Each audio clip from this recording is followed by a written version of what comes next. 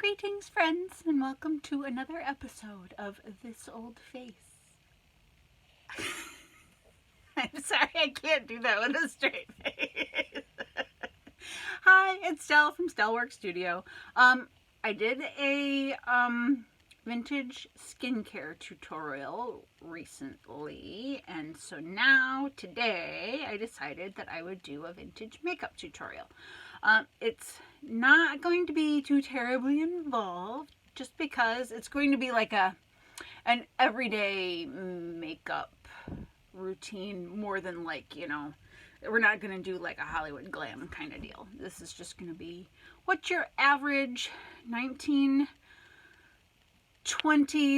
to 1950s housewife probably would have done for their makeup. So to get started, I did my Noxzema mask and I took a nap. Then I rinsed that off and I exfoliated my skin with my washcloth. And then I did a Dickinson's Witch Hazel toner, and then I used a moisturizer. I used CeraVe because I don't have Pond's moisturizer, and I used a little bit of their eye cream too. And then I put some Vaseline on my lips just to get them all nice and soft. Okay, so in today's makeup, we usually would do a primer right now. And my skin is not too terribly oily, and it's not too terribly dry, and it's not terribly warm or humid out right now. So I'm not going to do what I would normally do as a primer, but if you have skin that the makeup wants to slide off of, this is the thing to use. And it's not something to use every day. It's only to use when you really need to have your makeup stay put. But it is milk of magnesia. You pour a little bit into a little cup, and then you take like a cotton ball or a makeup brush or something and just put a very, very, very thin layer on your face and let it dry. And yes, it'll look chalky, but then you do your makeup over that and it will stay put. However, it can be damaging to your skin if you use it every single day. So don't do that. Just save it for when you really need it. But that is an old-fashioned product and trick that you can use to keep your makeup looking beautiful on those times where, you know, you gotta go sweat your butt off somewhere. So, if we're not gonna do that, next thing we're going to do is our eyebrow pencil. And I am using a NYX Professional Makeup Precision Eyebrow Pencil. Am I? Is it gonna come up, or am I gonna have to find a different one? Oh, for crying out loud. Yep, I gotta find a different one. This one's the one that somebody killed. They killed my eyebrow pencil. Alright, let's see. Alright, I have a NYX Micro Brow Pencil in the shade of taupe. And I have already tweezed my brows. Here, I'll lean in so that you can see it better.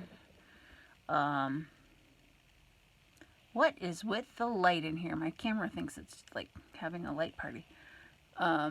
So I removed everything from in here, and then I went through and I removed everything that came down on the brow. I get eyelid eyebrow hairs, and then I just shaped it up as high as I wanted it to go. I know that the fashion now is to have nice thick brows, which is, you know, what I usually have, but I don't know, I always thought it looked kind of funny on me, especially since my face is kind of an old-fashioned face anyway. So I shaped my brows just a little bit more, and I, you know, grabbed any hairs that were straying out from along the top line here. So what I'm going to do with the brow pencil is I'm just going to fill in a little along here And then I'm just going to kind of make a line along here.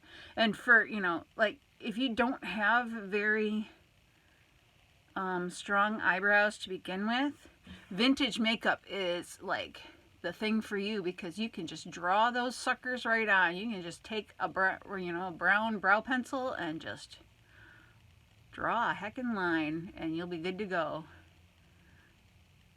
Alright. How does that look? Terrible? I need to get my regular mirror here. No, it doesn't look terrible at all, does it? So I had to tweeze off the end of my brows because I get a hair here and then a hair here and then a hair here, and they all go that way. Silly eyebrows. Oh, there we go. Okay, so fill in there and then build out my arch there and then fill in any little bare spots. But yeah, don't be afraid to just draw those suckers right on.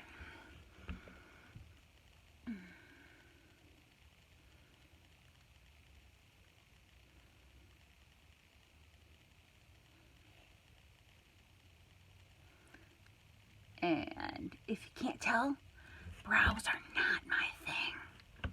I'm bad at it.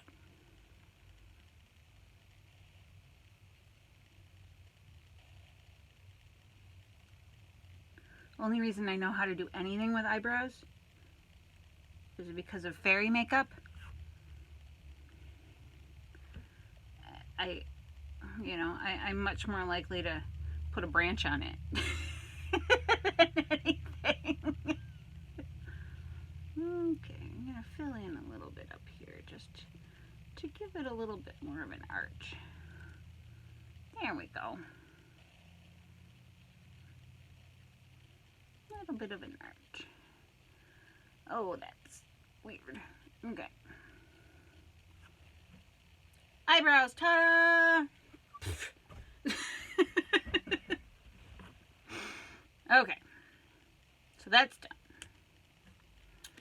And now we can do foundation. And for our foundation choices, we have Pancake makeup. And this is a costume and professional makeup brand, Graftobian. You can also get Ben Nye. Max Factor was the brand that was used back in the day. And they stopped making their pancake makeup about 5 or 6 years ago. So if you want pancake, that's really the only way to go, is to get professional or costume makeup. And here, let's see.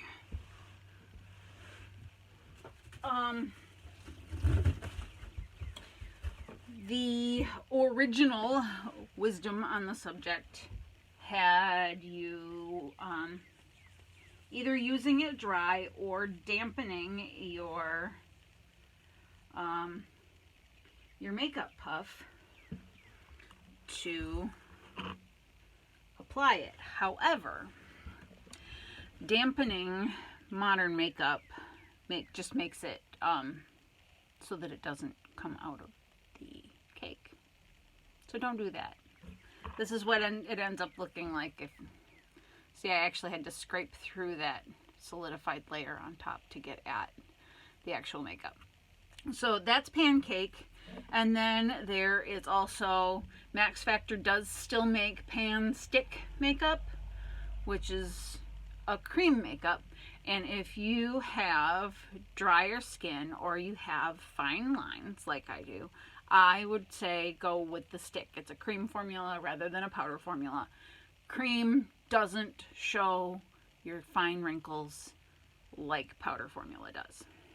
Same with liquid formula. If you're getting older and you're finding that your makeup is like really accentuating your fine lines, it could be because you're still using liquid makeup and you should switch to cream. This old face tip right there. Okay. So, here, I'll show you how you get your little pancake and you get your little powder puff here. And then, really, they just put it on like you would any other foundation. You can see it's full coverage. And I know at least in the 20s and 30s, if any contouring or concealing needed doing, they actually did that with eyeshadow. So, you know those color correcting shades that you use? They would just use eyeshadow like that. And call it good. And oh dear, here comes a Kurt. Hello, my love.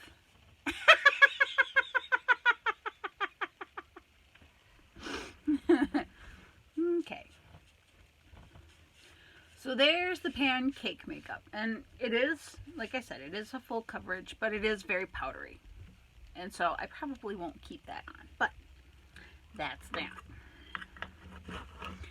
On the other side, I will do the stick, which I like much better. And this, we just kind of, start in the middle of our face, like usual. And I just dot it on. And then you can use your blending sponge or, a damp makeup sponge or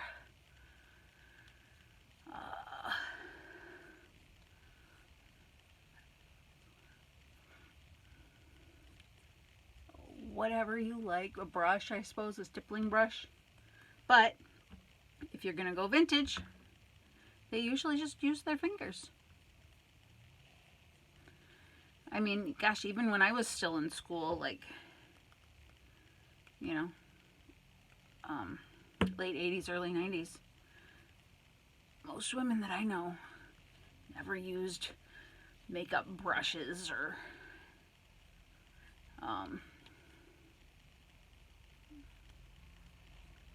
sponges or anything like that. Foundation was put on with the fingers. Blush was put on with a little brush that came in with the with the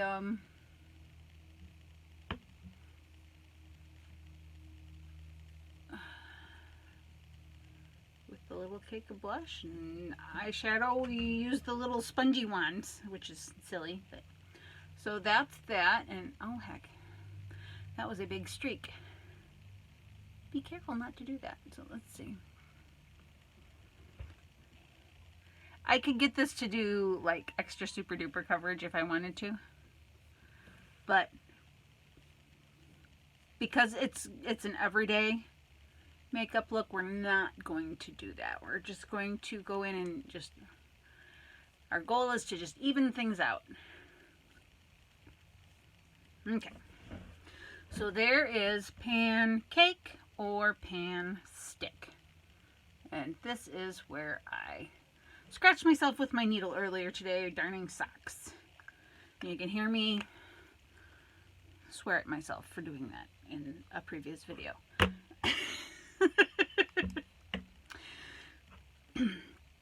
Okay, after we have our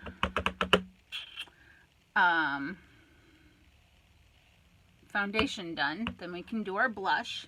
And of course, cream rouge is the thing. I've got NYX Cream Blush. This is what is this one called?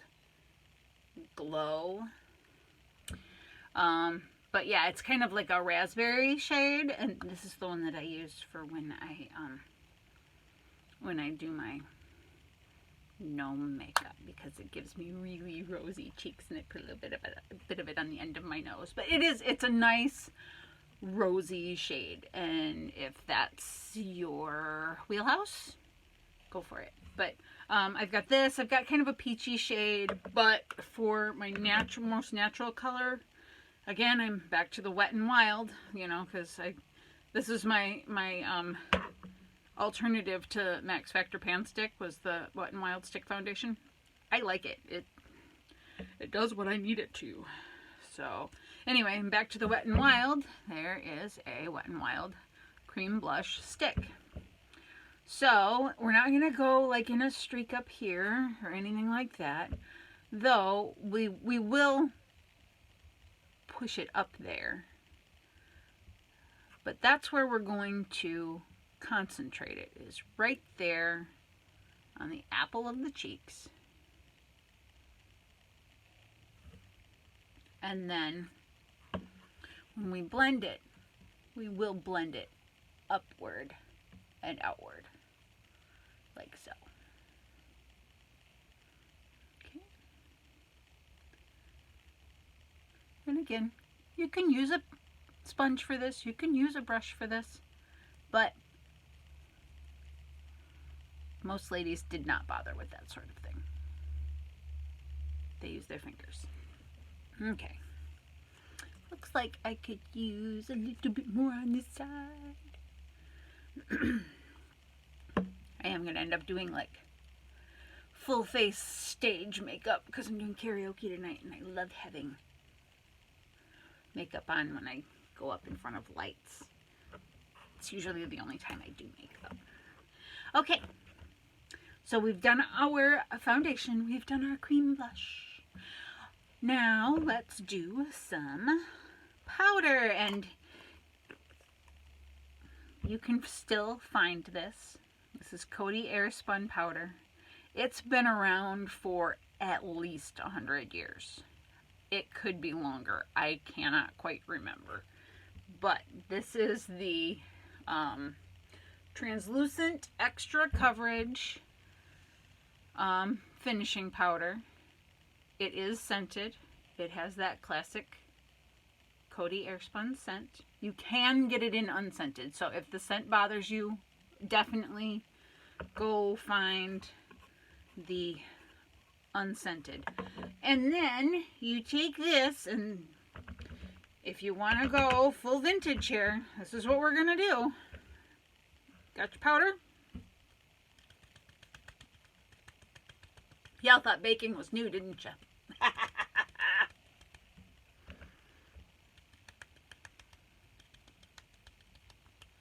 You powder the shit out of your face.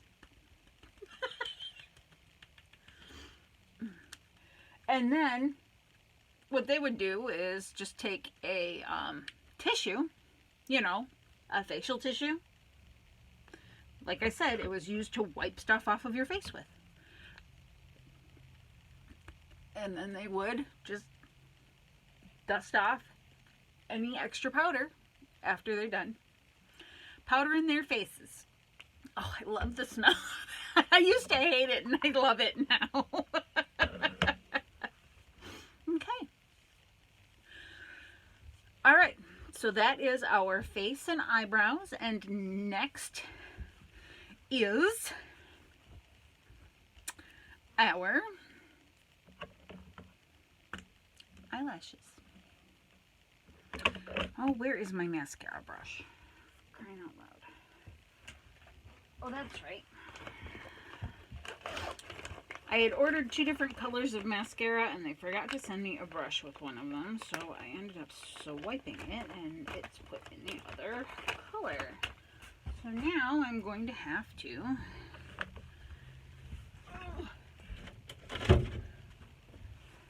clean stuff up that I was not prepared for. Okay. You can't buy Maybelline mascara in the vintage form anymore unless you find actual antique Maybelline mascara. However, there is a company called this.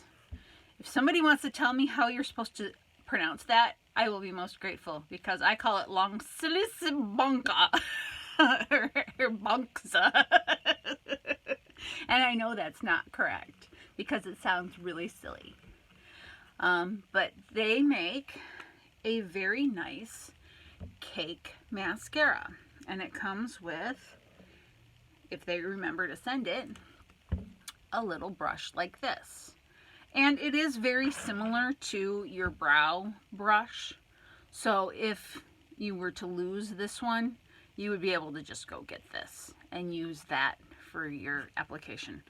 And all you do is get it damp, get your brush damp, and then you rub it onto the mascara cake to get your product on there. And then, I guess I'm going to have to grab my mirror again. Okay, can we do this? Can you see me? There we go. And at first, it looks like it's not doing a dang thing. So you do your first coat. And as you're doing that, you're like, oh, it is darkening it a little. That looks kind of nice. However, it's not very dramatic. Okay. I'm going to get a little bit more on there and do the other eye. However, it's buildable, and if you're good about it, you can make it so that it looks so natural, yet you still have nice dark eyelashes. And I don't know of many of today's mascaras that can do that. So, alright, there's that. I'll try and do this into the camera.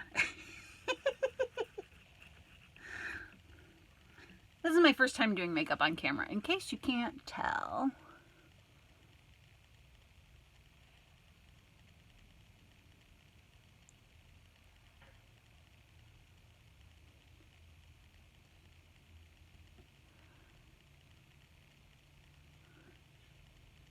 I'm definitely going to need my mirror.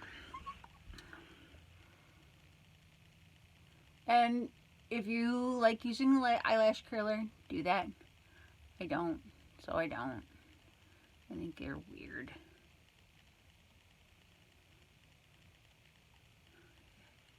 It feels like a torture device for my face. So look at that.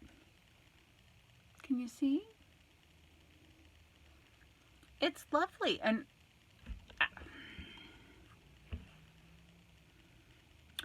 don't do that. I poked myself in the eyeball with that. Did you see that? It is not waterproof, obviously, or you wouldn't be able to like get it on with water.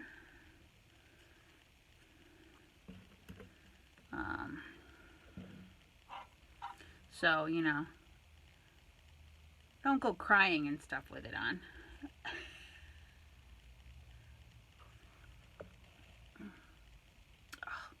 I love that Coty Airspun. It's just the best. How did I get fallout here already? I must have done a really crappy job with the lower one. Okay. Sorry guys, there's a phone call there. Okay. Alright. Do this side. Without poking myself in the eyeball.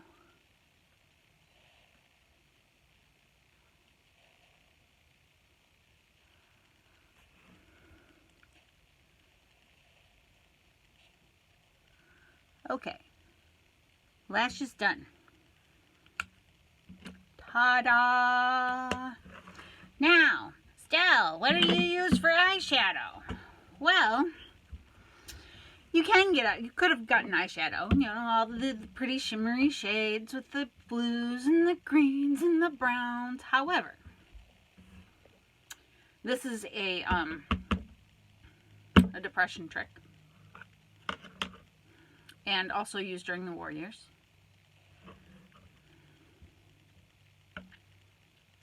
Vaseline. Get a little bit on your finger. Dab it on your eyelids. And then just give it a smooth.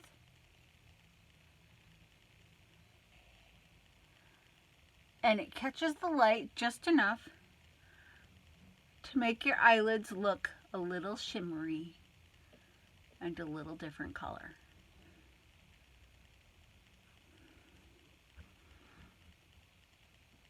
And I didn't think that it made a whole lot of difference, but I tried it and I liked it. So that's what I'm going with now.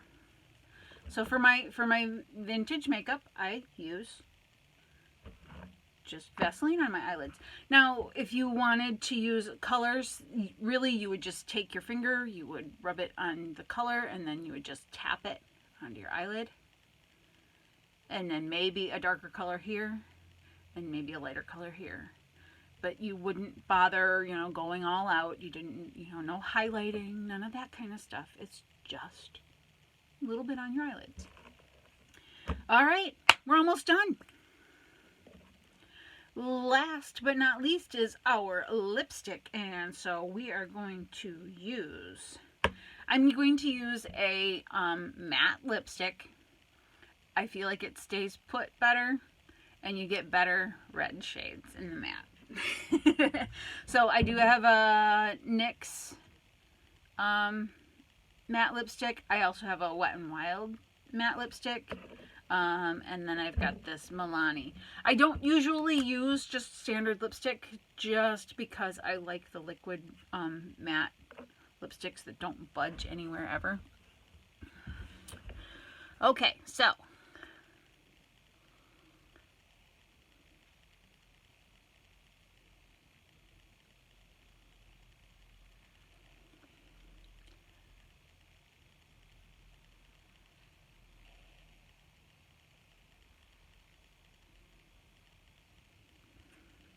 make sure you're getting into that corner there.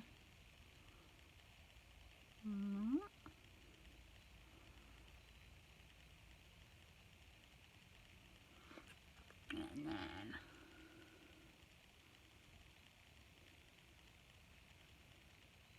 lower lip.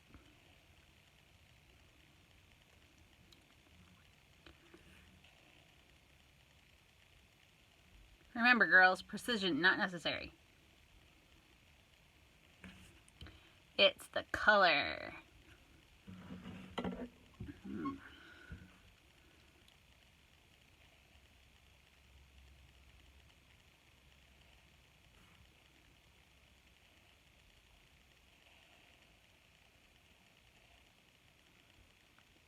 And then if you feel like you've got too thin of a top lip, instead of like overdrawing here, this is the spot where you overdraw. Right across the Cupid's bow. And that gives you the illusion of fuller lips. So we've got our lipstick in a nice bright red shade. You don't have to go bright red. It's not. That's not the only shade that was available. However, those are the years that red became a very socially acceptable color. Not only socially acceptable color, but during the World War II years and also during the Depression, red was kind of considered to be a patriotic color. So it was like the color of hope and, you know, doing our best and making sacrifices for ourselves and our country and our family to get through the hard times. And so for women who were working outside of the home for the first time in their lives, or, you know, having to make a living without their men around, having just that visual reminder that you're not in this alone was a big deal. And that's what that red lipstick was. That was that visual reminder that, hey, sister, you aren't the only one. We're all in this together. We're going to get through this. And so that's one of the reasons that I really learned to love using red lipstick. So you can use a pink, any shade you want, really. You could even use like a dark purple or mauve or whatever. The 1920s were insane as far as makeup colors went. I mean, you think today's makeup colors are crazy? They had all of that back then. It's not anything new.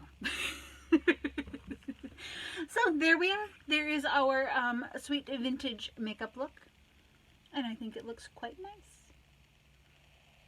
However, it's not going to suit for my stage makeup, so I'm going to do something different in a little bit. But yeah, there's the pancake. There's the pan stick. Nobody will know if you decide to do concealing and stuff underneath it. Just don't tell them. But I always thought that my face looked all right with just the little bit of foundation and our good old Coty Airspun powder.